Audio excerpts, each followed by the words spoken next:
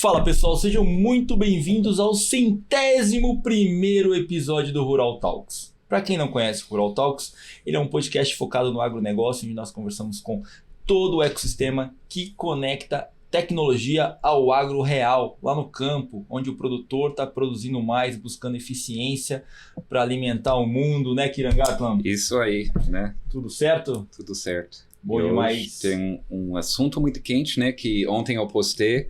Dentro do Venture Capital, a única área que cresceu ano passado dentro da América Latina foi os biológicos.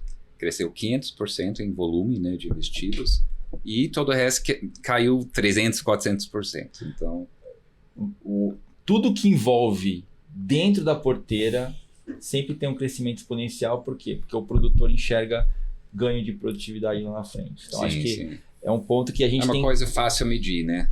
E também a inteligência artificial acho que está atrás disso, porque está acelerando um pouco esse processo de pesquisa. E esse que era um impedimento para a Venture Capital entrar num projeto que vai demorar 20 anos, né, para sair do papel. Hoje ele sai mais rápido, porque a inteligência artificial acelera nessa parte. Acelerou. Tem até P&D as a service hoje em dia. Sim, porque esse mercado já é grande, mas o Venture Capital entrando era pequeno aqui na América Latina. Lá fora não, nos Estados Unidos é maior porque lá eles têm muito apoio para pesquisa. Aí o venture entra quando já está... Já deu acelerado. Já deu acelerado. Aqui não. Aqui você tem parte regulatória, você tem muitos outros problemas, né? Legal, então vamos chamar nosso convidado aqui. Vamos. Eduardo Monteiro, Country Manager da Mosaic Fertilizantes. Obrigado por estar aqui com a gente para conversar um pouquinho exatamente sobre esse ponto que o Kirangatlam levantou, mas também outros pontos que eu acho que é de total interesse de quem está lá na ponta buscando eficiência para produzir mais e para gastar menos, principalmente, né? É isso aí. Então, em primeiro lugar, obrigado, Fernando, obrigado, Kiran, pelo convite. Um prazer para ter esse bate-papo aqui no 101º episódio com vocês. Fico muito lisonjeado e honrado. E falando desse setor de bioinsumos, que realmente é fascinante. Se você pegar a taxa de crescimento, eu não tenho os dados atualizados, mas até 2022 é um crescimento que cresce na média 40% ao ano. Uhum. Então você tem um potencial tremendo, porque além da busca da eficiência, além da produtividade, que são os principais drivers, você tem apelos muito importantes relacionados à sustentabilidade. Então, quando você pega insumos biológicos, você tem alguns vieses, né? Você tem o viés do biocontrole, onde você tem um apelo muito forte de reduzir a pegada de carbono, reduzir o consumo de componentes químicos através de micro-organismos naturais. Você pega a questão de bioestimulantes, onde você pode acelerar crescimento, você pode aumentar a produtividade, gerar ganhos importantes. Você tem aquela questão também da concentração de nutrientes, onde você consegue, através de micro-organismos, optimizar o aproveitamento de nutrientes por parte da planta. Isso significa também ganho de escala em termos de redução de custo. E quando você vislumbra a luz no final do túnel, ainda tem esse processo de crédito de carbono. Então você tem um apelo interessantíssimo. E o potencial do mercado brasileiro é enorme. Agricultura tropical, diferente da agricultura em climas temperados, onde você tem o inverno que congela o solo, que ajuda no combate das pragas. Aqui não, aqui você tem essa maravilha de safras contínuas e a gente precisa trabalhar insumos nesse sentido. E essa pegada dos bioinsumos aqui é fundamental. E chamando um pouco para o fertilizantes também, temos os biofertilizantes, temos os fertilizantes organominerais, e a gente observa cada vez mais a otimização, cada vez mais a maximização do consumo, visando economia de escala, visando redução de pegada de carbono. Então a gente vive aqui num ambiente muito propício a isso, e o brasileiro faz a diferença, porque o produtor brasileiro é aberto a novas tecnologias. E eu acho que tem uma grande oportunidade para os startups. A gente vê poucos ainda nesse espaço, né? Nosso último investimento foi no Symbiomics, que é um dos poucos que a gente realmente apostou, mas eu acho que tem muito espaço ainda para mais startups numa área que está crescendo para agregar, né, tecnologias. Sem dúvida. Né? Mas antes da gente entrar no detalhe, acho que tanto do fertilizante como do biológico, eu queria entender um pouquinho quem é o Eduardo Monteiro, que está aqui com a gente hoje, conversando um pouquinho sobre a Mosaic. Como que você chegou até aqui? Qual que foi a sua trajetória para estar hoje dentro da Mosaic como Country Manager, respondendo aqui por toda a operação Brasil, né? A operação de distribuição no Brasil, é isso aí. Isso. Acho que é super importante para a gente saber que trajetória que te trouxe aqui para você ter todo esse entendimento do que a gente vai discutir. Não, pô, tá legal, obrigado aí pela pergunta. Olha, é uma trajetória de mais de 30 anos na estrada.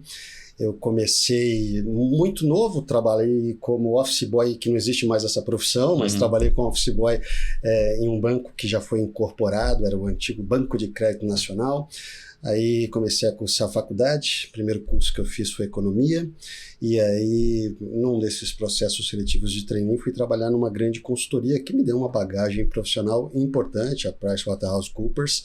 Trabalhei lá de 1992 até 2002, 10 anos, uma carreira ótima, me abriu horizontes importantes e foi ali que começou o meu contato com o agronegócio. Dentro daquele momento, eu tinha uma carteira de clientes cujos mais representativos eram empresas ligadas ao agronegócio, o Grupo Bung, que passava na década de 90 por uma grande transformação, eles revisão do posicionamento de portfólio, então eles venderam os ativos que não eram estratégicos, compraram ativos estratégicos, então participei de diversos projetos envolvendo fusões e aquisições, e em cima disso construí uma carreira bastante interessante como consultor e auditor lá na PwC. Aí chegou em 2002, rapaz, a Cargill, que passava por um processo também importante de aquisição de players regionais no mercado de fertilizantes, vinha de 2 aquisições importantes, 2 empresas de capital aberto aqui no Brasil, e me fez o convite para que eu ingressasse para cuidar de uma área nova para eles naquele momento aqui no Brasil, que era a relação com investidores, relações com acionistas, porque era uma empresa de capital aberto, e a Cargill é uma grande empresa, uma das maiores do mundo, de capital fechado. Sim. E achava importante ter aquela relação. E por isso que eu acabei saindo da PwC e indo para a Cargill. Decisão super difícil, cara, não é fácil. Eu tinha uma perspectiva muito interessante em termos de carreira na PwC, mas via naquele momento o agronegócio, ali no início dos anos 2000, florescendo, viajando pelo oeste da Bahia, viajando pelo Mato Grosso, BR-163, você já viu o advento e o crescimento daquelas cidades, e percebi que, olha, a economia brasileira, se tem algo que é competitivo no Brasil, é o agronegócio. E aí isso movimentou, me fez eu tomar essa decisão de ir para Cargill Fertilizantes. Aí isso foi em 2002. Chegou em 2004, a Cargill Fertilizantes, ela adquiriu uma empresa de capital aberto nos Estados Unidos, chamada IMC, fez uma cisão, spin-off dos seus ativos e criou a Mosaic. E a Cargill ficou sendo o maior acionista da Mosaic naquele momento. E aí, a partir daquele instante, eu já não era mais Investor Relation, eu me tornei controller das operações aqui no Brasil. Depois me tornei CFO e em algum momento eu cheguei para a organização e falei, pô, quero mais, quero fazer outras coisas. E eu sou aquele profissional que, cara, não sabe, fazer uma coisa só, eu sou muito impaciente, inquieto, gosto de fazer a coisa acontecer. E tá bom, a gente vai te dar uma chance aí de você mexer com supply chain, logística, planejamento, procurement. Aí eu fui. Fiz um estágio também de mais ou menos 5 anos, onde a gente fez um grande movimento aqui no Brasil, que foram comprar os ativos de distribuição de fertilizantes da ADM. Fizemos esse movimento em 2013, 2014, logo na sequência, 2016, 2017, eu posso estar errando aqui as datas, a gente fez o nosso maior movimento, o maior movimento até hoje que a Mosaic já fez, e adquiriu os ativos da então Vale Fertilizantes aqui no Brasil, de produção. E aí a gente se tornou uma organização com uma escala muito maior, uma organização que hoje atende aí 22% do mercado brasileiro, mas naquele momento eu fui convidado a exercer uma função comercial de vendas. Uhum. Então, note, eu fui em finanças, passei por supply chain, fui ser vendedor, e aí, em cima disso, peguei ótimos anos, né? O Brasil, a agricultura brasileira 2016, 17, 18, 19, 20, 21 foi fantásticos. Tivemos uma história bonita, mudamos um pouco a cara da indústria de fertilizantes. Me sinto muito orgulho de ter colocado a Mosaic num patamar diferenciado no universo do agronegócio brasileiro. A gente colocou fertilizantes no mapa do agronegócio, fertilizantes que é super importante. E aí fui galgando uma posição também, logo na sequência, depois da posição comercial, me tornei vice-presidente comercial e supply chain aqui no Brasil. E há um ano, menos de um ano, foi em abril do ano passado, eu fui convidado para ser o Country Manager. A gente está passando por um processo de transformação, Country Manager dos negócios de distribuição aqui no Brasil, e cheguei aqui. Em paralelo, eu tenho uma atuação, uma militância, não militância, mas atuação efetiva junto às entidades de classe, associações. Então, eu trabalhei, fui representante da Mosaic aí no Sindicato de Misturadores, no Sindicato Patronal de Produtores, e hoje eu presido a Associação Nacional de Fertilizantes aqui no Brasil também. Já estou no 4º ano do meu mandato, onde a gente também vem trabalhando nesse processo de transformação, colocando fertilizantes de fato na agenda, e colocamos, hoje o Brasil já tem o Plano Nacional de Fertilizantes. E dentro desse contexto aqui, para não me estender muito, esse é um resumo desses 30 anos maravilhosos trabalhando num setor fantástico. E aí, para concluir, eu me apresento da seguinte forma: eu sou economista de formação, mas agrônomo de paixão. Muito bom, parabéns pela trajetória, viu, Eduardo? Acho que todo mundo que testa um pouquinho do agro não deixa o agro nunca mais, assim, porque isso que você falou é muito pujante. E é uma economia que a gente sempre comenta que é o motor propulsor desse país, então não tem como você não gostar desse negócio, não tem como você não se engajar com isso. E agora eu queria entrar um pouquinho com você, assim, dado todo esse movimento de biológicos que a gente comentou aqui aí no início do programa. A gente tem avaliado algumas startups, inclusive o Kiran comentou que fez investimento na Symbiomics, que é uma empresa de produção de biológicos, que está em início no mercado nacional. Está bem iniciante, sim. O que a gente gostou é que eles usam a inteligência artificial para acelerar essa parte de pesquisa, né, para testar novos micro-organismos e tudo isso. Então, a gente vai lá. E eles não entram na parte de produção nem de vendas. Então, eles fazem esse modelo de plataforma mesmo e faz licenciamento, né? Então, esse modelo recorrente, altamente escalável, né? E eles têm um diferencial. A gente levou para os Estados Unidos, visitamos lá várias grandes empresas no St. Louis. Todo mundo ficou impressionado com a habilidade deles, o conhecimento. São rapazes jovens, mas têm uma inteligência destacada. E trazendo esse ponto, é isso que eu queria te perguntar aqui. Hoje a gente olha sempre para toda a adoção de tecnologia no agro, ela sempre foi empurrada pelas grandes corporações, pelos produtores, gerou esse resultado de aumento de produtividade, e agora a gente entende, até uma pergunta para você, que como que você acha que vai ser o próximo ciclo de adoção, dado que a gente tem essa variável do biológico, que tem algumas regiões que não estão mais aceitando esse químico, né? Como que você enxerga toda essa cadeia de prestação de serviço em volta desse mercado, olhando para biológico? Olha, alguns falam que a gente está passando pela terceira onda da tecnologia na agricultura tropical. E sem dúvida nenhuma o mercado de biológicos capitaneia essa terceira onda. O que eu diria, repetindo um pouco o que eu te falei na introdução, essa questão de sustentabilidade é algo que ganha uma importância e uma relevância muito grande na agenda mundial. Então, é um caminho sem volta. E aí, quando você fala não só de bioinsumos, como também do próprio fertilizante, são agentes importantes de sustentabilidade. Hoje, se você pegar, esses são dados da ONU, no fertilizantes, a produtividade agrícola do mundo cairia em 50%. Se você for visitar, por exemplo, algumas regiões como o oeste da Bahia, você vai ver que pelo perfil do solo, você passa a plantadeira, você faz um teste, não coloca adubo numa linha para ver o que acontece. Não vai. Não vai.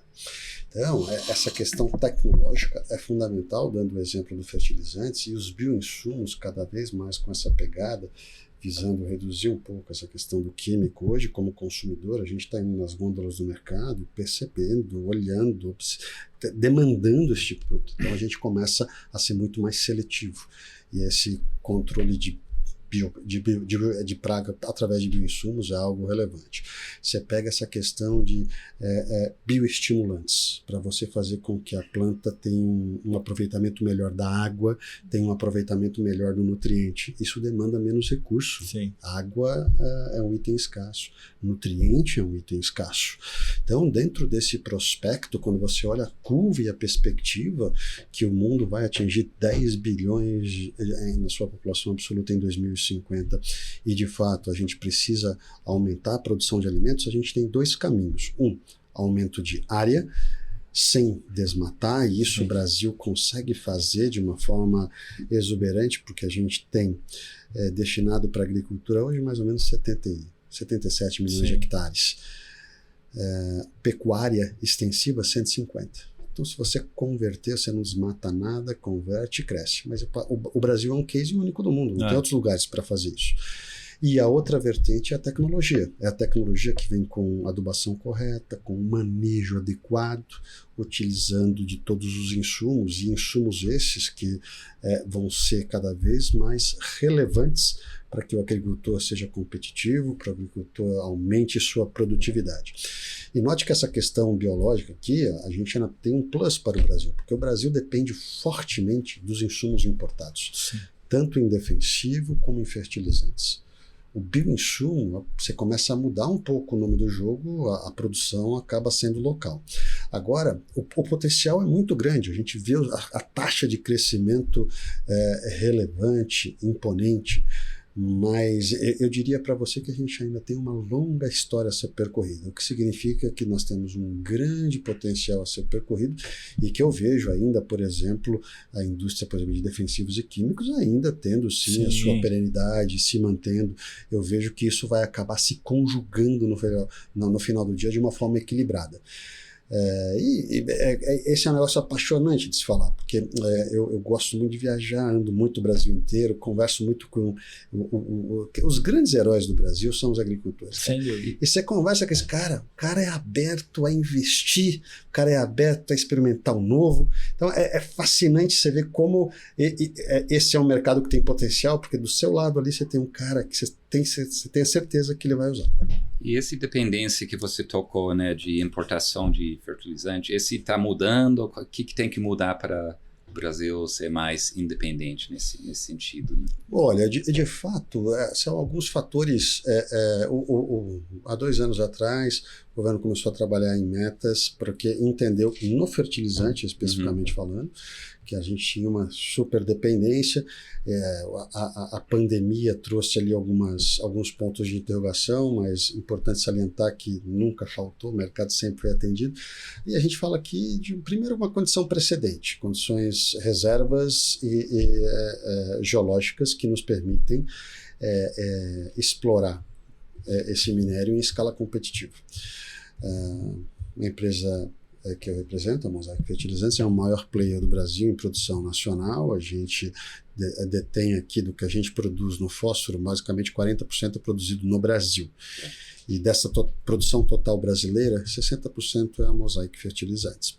Quando você vai para o cloreto, só temos uma mina aqui no Brasil e a única mina pertence a Mosaic Fertilizantes também. Mas essa mina abastece 4% do mercado brasileiro. O restante é importado. E o que nos impede aqui? Bem, condições geológicas para você ter acesso, porque projetos de mineração são projetos de larga escala, são bilhões e bilhões de investimento. São projetos que têm prazo de maturação muito grande, e aí você compete com outras geografias ao redor do mundo. E você tem algumas peculiaridades, quando você olha, por exemplo, as condições do minério aqui no Brasil, quando comparado nos Estados Unidos, quando comparado com a Rússia, na China e assim por diante. Então, esses projetos, em termos de atratividade, têm que dar o seu retorno adequado. Então, eu diria para você que tem uma condição geológica que é um desafio importante a ser ponderado. No nitrogênio é diferente. No nitrogênio, os nitrogenados eles são derivados de petróleo. A gente tem aqui reservas importantes no Brasil e é uma questão de política nacional você restabelecer a exploração de gás. Então, o gás hoje é fundamental, o gás competitivo, é fundamental para você produzir amônia, para você produzir ureia, que são insumos que são levados ao agricultor no final do dia. Então, olhando uma perspectiva nos 3 elementos em fertilizantes, a gente tem perspectiva de ter uma uma dependência muito menor no nitrogenado, se a gente desenvolver essa indústria. E na escala e na questão de fósforo e potássio, eu diria para você que as restrições persistem em termos de ampliação de produção, mas você tem também que conseguir condições macroeconômicas para investir de uma forma mais eficiente. Então, você tem aqui também um desafio importante, por exemplo, que são as questões tributárias. Sim. A gente está trabalhando na reforma tributária agora, a gente espera ver melhoras expressivas, mas hoje eu vou te dar um exemplo. Até pouco tempo atrás, eu importava um produto do norte da África, colocava ele no Mato Grosso, sem ICMS. O produto que a gente produz no Brasil, no interior do Brasil, ali em Minas Gerais, e eu mando para o Mato Grosso, eu pago ICMS. Então você está competindo numa condição desigual. Né? E o que a gente pede aqui não é tributação, não é proteção nenhuma, é só uma questão de equidade, né? Tratamento equânime. E a gente endereçou isso para o pessoal do governo que vem trabalhando no Plano Nacional de Fertilizantes. Além disso, tem questão de acesso a capital, custo capital, dinheiro caro. Então, como que a gente pode conseguir fomentos nesse sentido? E tem uma questão regulatória também bastante complexa. Projetos de mineração, tem barragens.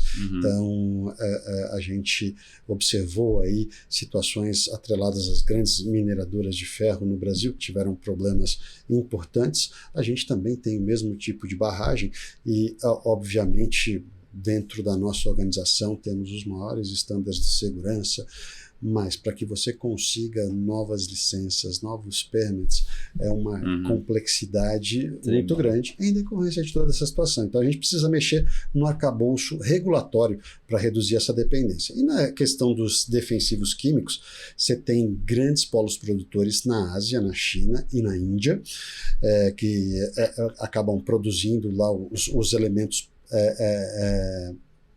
que são encaminhados aqui para o Brasil e distribuídos. O bioinsumo aqui tem um potencial de rever o footprint dessa indústria de forma relevante, porque você está falando de produção a nível na fazenda, né? On-farm. Então, dentro desse contexto, eu vejo na questão dos biodefensivos uma possibilidade muito grande de a gente ter mudanças significativas. No fertilizante, essa mudança não será tão expressiva, mas aqui o bioinsumo, o que ele faz no fertilizante? Ele reduz a necessidade de uso, ele acaba concentrando mais o nutriente, então você tem uma economia de escala e aí isso te ajuda nessa equação de como melhorar essa balança da dependência, porque aí você vai naturalmente reduzir a dependência do importado e privilegiar o nacional. Mas você não vai virar aí a balança, não. Hoje no fertilizantes é 80-20. E deixa eu te perguntar uma coisa, dentro dos fertilizantes, por cultura, qual que é mais representatividade, a maior representatividade dentro da Mosaic hoje? Olha, falar para você, Brasil, 40% do fertilizantes é para produção de soja. O Brasil é o maior produtor mundial de soja, o maior exportador de soja. Aí o segundo é o milho, 20%, então 40% soja, 20% milho. E aí o milho entra o milho verão, entra o milho safrinha.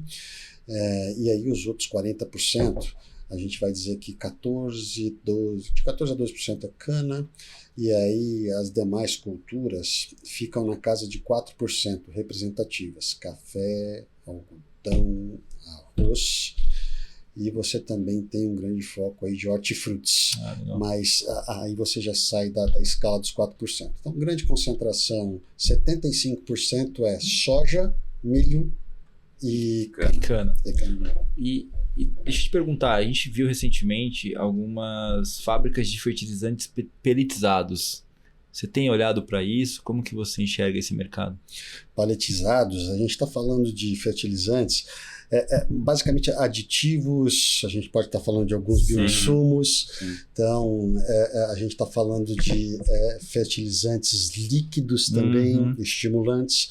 Então, esse é um mercado que tem seu nicho específico, tem seu nicho em hortifruti, tem seu nicho no setor de açúcar e álcool, cana substancialmente, tá? É algo que nós olhamos, mas por sermos hoje o maior player mundial combinado de fósforo e potássio, a gente também privilegia a escalabilidade. Então, esse é um mercado secundário, ele acontece, mas para nichos muito específicos. O que a gente faz dentro da nossa escalabilidade, e aí não é focado em uma questão específica sobre o pallet per si, mas a gente trabalha muito numa questão de diversificação de portfólio. Porque quando eu falo na escala, você fala em commodity. Mas eu trabalho em diversificar trazendo produto com tecnologia embutida. Então, o meu produto tem técnicas de liberação gradual. Por exemplo, eu tenho o produto que eu chamo aqui, vou fazer o merchan, mas é o estado, tem que fazer. é o estado da arte em termos de fertilizantes, que é o Micro Essential, que é a melhor fonte combinada de fósforo e enxofre para o solo brasileiro. E a gente tem enxofre em duas formas. Um que tem liberação automática e o outro que é a liberação gradual. E aí está o pulo do gato. A liberação gradual permite o aproveitamento mais eficiente por parte da planta. E aí eu chego no campo e falo para você, produtor de soja, olha, o meu fertilizante, o Micro Essential, 3 a 4 sacas a mais de hectare sobre qualquer fertilizante convencional. Satisfação garantida. O dinheiro de volta. É satisfação garantida ou prêmio que a gente... Porque a gente tem um conceito, a gente pega, olha, se eu vou te dar 3 sacas a mais, eu queria um pedaço disso, o restante fica com você. E esse é um produto consagrado, já está no mercado há mais de 10 anos, a gente vende perto de 2 milhões de toneladas. Então esse é um bom exemplo. Aspire é outro também, foi uma inovação que a gente fez, que é um cloreto, mas com boro. Boro também em duas formas, liberação gradual. E aí com boro, por exemplo, a cultura do algodão, apesar da área ser pequena, você aplica 3 vezes mais fertilizantes e insumos do que a soja. Algodão você aplica muito boro. Então o que a gente faz? Olha, eu coloco o boro dentro do grão de cloreto, encapsulo, e quando você aplica os fertilizantes, o boro está lá. Você tem um ganho operacional importante, que é dentro desse contexto, não precisar fazer uma aplicação de boro. Um outro produtaço que tem uma pegada ambiental também interessantíssima é o Excellent, que é um nitrogenado, uma ureia protegida, onde você põe, e não é protegida, é uma ureia estabilizada, você põe alguns aditivos e ele tem a liberação do controle gradual do nitrogênio no solo para a planta aproveitar. Isso reduz a pegada de carbono. Quem está no RenovaBio, o nosso apelo comercial é falar, se você usar o nosso produto, o Excellent, em detrimento ao nitrato de amônio, você vai gerar mais créditos de RenovaBio, porque a pegada de carbono desse produto é melhor. E a gente trabalha com um conceito também de qualidade física, aspectos granulométricos, então isso faz toda a diferença no final do dia e traz essa sofisticação, e é por isso que a gente coloca a Mosaic aí num patamar diferenciado no agronegócio brasileiro. Maravilha. Eu queria entender um pouquinho mais, você falou agora desse produto do Micro Essentials.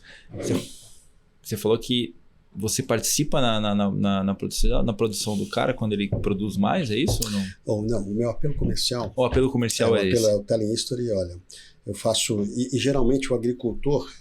corretamente é que nem São Tomé, só vendo para quê. Exatamente. Então, eu tenho os meus campos de prova, o lado a lado, onde eu coloco o adubo convencional, o Micro Essential, aí ele vê que produziu 3 a 4 sacas, no ano que vem é compra garantida. Sim. E como a gente já ganhou uma escalabilidade, como a gente vende mais de 2 milhões de toneladas desse produto, você tem hoje grandes canais, grandes cooperativas que trabalham conosco nesse sentido, grandes traders de grãos, e aí é uma coisa que a gente desmistificou, porque trabalhar com trade de grão só focava em commodities. Quando a gente fala para ele que esse produto tem um valor agregado, a gente pode oferecer parte desse ganho para o produtor e a gente pode também dividir parte desse ganho conosco, a sensação é outra. Só que para você ser bem sucedido e ter mais de 10 anos de história, você tem que entregar. É lógico. E aí a gente investe muito em lado a lado em pesquisa, em desenvolvimento, para estar junto do produtor, estar no campo. Eu costumo brincar, eu estou de botina aqui, olha embaixo da mesa, eu estou de botina. Até os meus vendedores ficam assim, nossa, mas a gente se sente acuado, porque eu olho para o cara no escritório, aí, lugar de vendedor é no campo, é junto do produtor, entendendo os desafios dele e ajudando a produzir o alimento que a gente precisa. Sem dúvida. E como que funciona esse processo de P&D de vocês? Vocês têm um processo de validação desses novos produtos no campo, junto com os produtores, fazendo aquelas fazendas experimentais? Como que funciona um pouco? Explica um pouquinho pra gente. A gente faz protocolos com diversas entidades, incluindo a Embrapa, a Fundação Mato Grosso, Sim. fazendas experimentais, campos de prova, para que a gente possa, de fato, comprovar os resultados, fazendo os testes por 1, 2, 3 ciclos, para que dentro desse contexto a gente se sinta à vontade em quando apresentar uma proposta de valor ao cliente. A gente tem um nome, tem uma reputação a zelar, são mais de 20, este ano fazem 22 anos da Mosaic aqui no Brasil, e dentro desse contexto, quando eu entro e mostro o valor agregado, eu preciso ter certeza que esse produto passou por todos os campos de prova adequados. Então a gente faz isso de uma forma muito cuidadosa, tem excelentes profissionais. Uma coisa que eu não falei ainda, mas você sabe que agricultura, sem dúvida nenhuma, portfólio, produto, organização, mas sabe quem faz a diferença? São as pessoas. Então eu olho para o meu cara de marketing e falo, você é o melhor profissional de marketing do agronegócio brasileiro. E é mesmo, não tenho nenhuma dúvida que é. Ele vai ouvir, ele sabe o que eu estou falando para ele. Mas da mesma forma que o meu vendedor, da mesma forma que a minha equipe de assuntos corporativos, da mesma forma que a minha equipe de finanças, nós somos os melhores, porque a gente tem que prover para o nosso cliente a melhor experiência. E a melhor experiência passa por investimento em P&D de forma relevante. E interessante a gente falando de bioinsumos, né, é uma arena que nós vamos entrar. Na verdade, já entramos nos Estados Unidos. 1 ano e meio a gente comprou uma empresa chamada Plant Response. Em cima dessa organização a gente montou nossa plataforma, chama-se Mosaic Bioscience. Legal. E no Show Safra lá em Lucas, a gente, provavelmente você vai estar passando o podcast quando eu estiver lá no Show Safra lançando a nossa nova plataforma, onde a gente pretende aí trabalhar de forma complementar. A gente já tem uma escalabilidade, acesso muito grande ao mercado brasileiro, falamos com os principais players e a gente quer usar essa nossa capilaridade para trazer novos produtos. E aí, já tem a cadeia logística rodando ali já, né? Está funcionando. Isso aí. E aí, dentro desse contexto, a gente está falando com algumas startups importantes, algumas empresas já consagradas no setor de bioinsumos, para desenvolver soluções. E aí por isso que eu falei que a gente está em fase D, porque estou olhando os protocolos, estamos olhando se de fato todas as etapas foram cumpridas, todas as ações são esse processo de bioinsumos, a gente não falou, mas tem uma questão regulatória importantíssima que está em debate agora no Congresso Nacional. O marco regulatório dos bioinsumos. Então, são itens importantes que estão na nossa agenda e a gente tem que olhar isso com muita atenção. Mas, enfim, esse é um tema que, quando a gente fala em P&D também, é mais uma vertente. Semana passada a gente estava aqui recebendo a visita do nosso Head Global da Mosaic Bioscience, e uma das coisas que a gente estava dizendo é desenvolver uma plataforma global de investimento em P&D, onde a gente já tem isso amadurecido nos Estados Unidos, quando você fala de Mosaic Bioscience. Estamos trazendo para o Brasil através dos nossos parceiros, mas queremos trazer nossos produtos dos Estados Unidos para cá. E além disso, a gente tem uma capilaridade e um network interessante. Nós temos operações na China e na Índia, que são mercados também que a gente vem fomentando o Mosaic Bioscience. Então é uma arena relativamente nova, muito promissora, que vem diversificar, complementar nosso portfólio e continuar fazendo com que a bandeira da Mosaic, com que a imagem da Mosaic, sendo um grande parceiro do produtor do campo e sendo um agente importante para ajudar a produzir o alimento que o mundo precisa, se perpetue. E deixa eu te perguntar, como que a Mosaic se relaciona com o ambiente de tecnologia das startups? Vocês têm alguma coisa de conexão direta com essas startups? Vocês se relacionam, vocês impulsionam de alguma forma? Olha, antes de entrar na startup, eu vou te falar um negócio. Nós somos uma empresa de commodity. Sim. E nós viemos da Cargill, teve no meio do caminho uma aquisição da ADM, depois teve uma aquisição da Vale Fertilizantes, então eram várias entidades e a gente não prestou muita atenção ao longo dos últimos anos em processos, sistemas e ferramentas. Cara, nós estamos no meio de um processo que a gente chama de Global Digital Acceleration. A gente quer ter uma plataforma global única para todas as áreas atuando, uma em supply chain, uma em comercial, outra em finanças. Estamos investindo nisso $250 milhões. E a gente está fazendo isso no final do dia por duas razões. Primeiro, cara, você não pode fechar os olhos para essas questões tecnológicas, buscando sempre eficiência interna. Mas mais importante é você poder também atender seu cliente de forma eficiente. Quando você viaja pelo Brasil e você vê as soluções tecnológicas que os distribuidores têm, você entra num centro de logística de um distribuidor, o cara tem painéis mostrando onde estão as cargas andando por aí. Então, o nosso objetivo no fertilizantes, talvez a gente não vai conseguir sofisticar tanto, porque nas nossas plantas são expedidos em média 3.000 caminhões por dia saem das nossas plantas no Brasil. Mas o nosso objetivo é conseguir fazer o tracking adequado de todo esse processo de matéria-prima, conseguir oferecer informações online para os nossos clientes, conseguir mapear situações de risco. Agricultura é gestão de risco. Então, quando você vai para o campo, é risco climático, é risco de praga, é risco de crédito no final do dia. Então, hoje a gente olha muito essa questão e você tem hoje várias plataformas, várias startups que nos ajudam nessa vertente.